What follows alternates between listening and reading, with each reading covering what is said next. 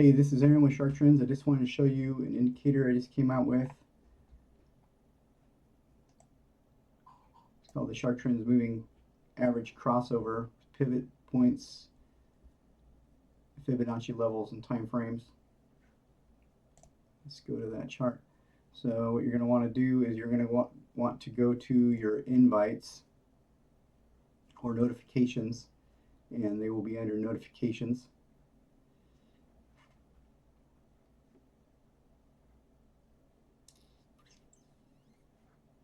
And then as soon as you click on it, you can update it. And then after you update it, you can go to your invite only, and then you can click on the chart, and it should upload. And then you can change the settings. The first thing I change right off the bat is the color of the pivot. I think that it's too bright. I'm going to tick it down to, like, I don't know, 20% or something like that. That's what I kind of like. You can change the time frame of the chart.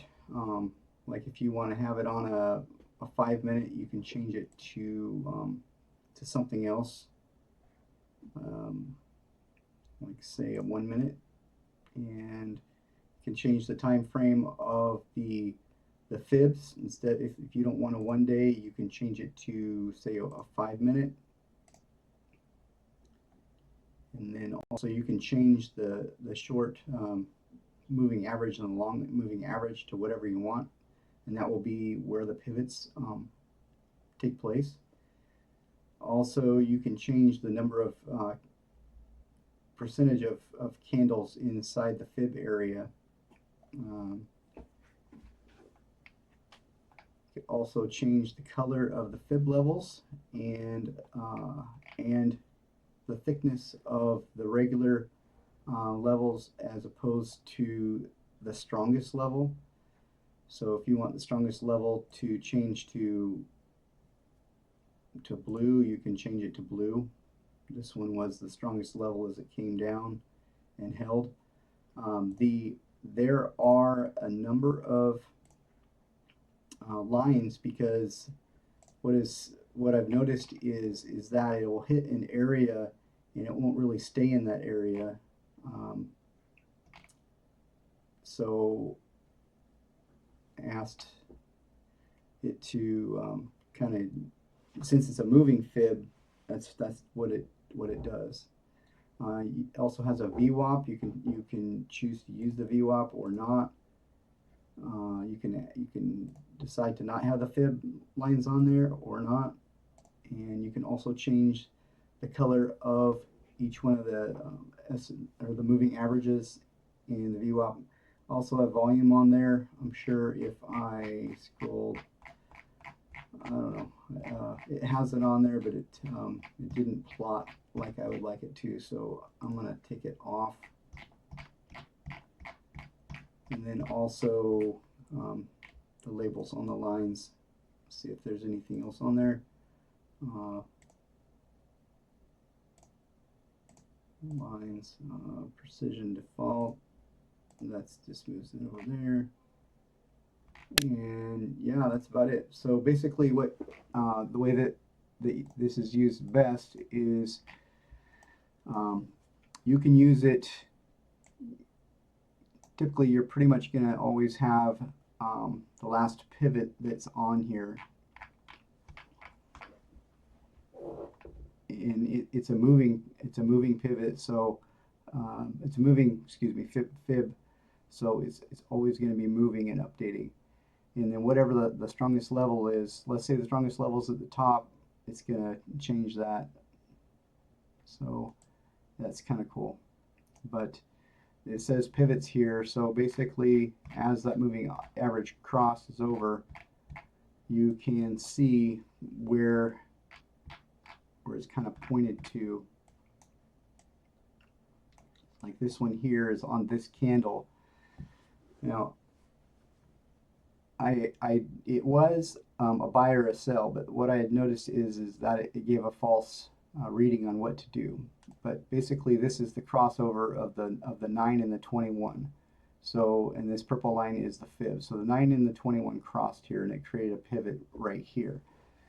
So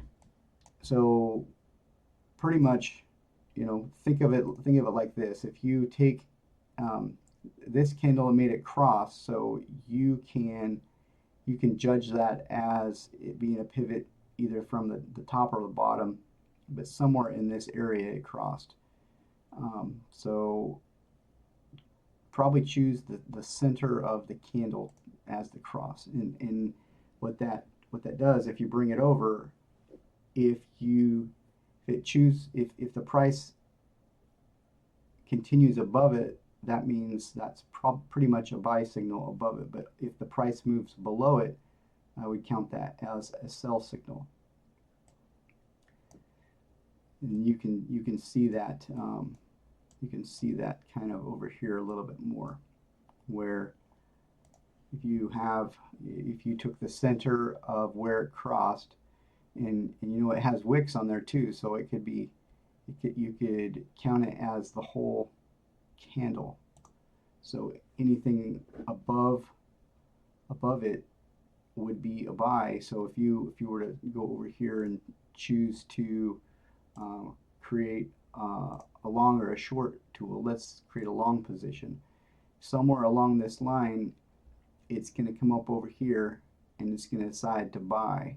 So if you placed a long there and you use that candle that pivoted as your let's say you used as your stop, or maybe you use the fib level since it's close to the bottom as your stop, maybe even a little bit underneath it, and then you took it on up for a 3.01. It's probably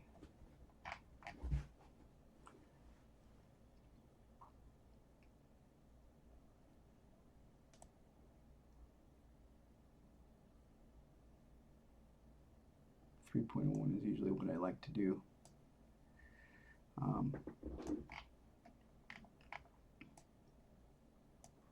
And it would have eventually got there.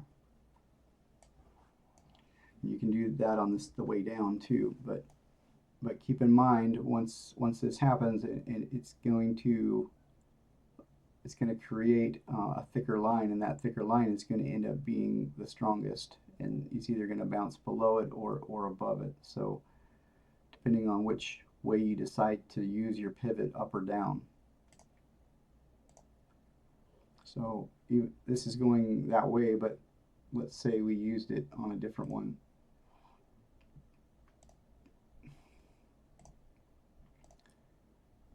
Say we used it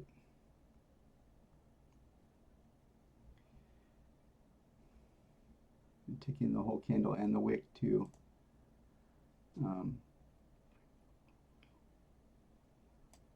And these fibs would be further over here. So if I did it, if I looked back, let's see, that's going to be, I got a 5-minute chart, so it's going to move pretty good. Let's do 50 points. And then let's move this to 3.01. And then it stopped out there. Anyways, that's kind of what I would do. I mean, if you were doing minis, that wouldn't work with a 50-point stop. That'd just be too much. It would end up stopping you out or blowing your account. You got to end up doing what you think is best for your trading style. But this will work with pretty much anything. But just keep in mind that this strongest level is going to be the thickest, and you can make it whatever you want. If you see that one is developing thicker, you can go back in the settings and trade. You can trade that color out just by choosing that. You just line it up. Right now it's green. You can change it to whatever you want. So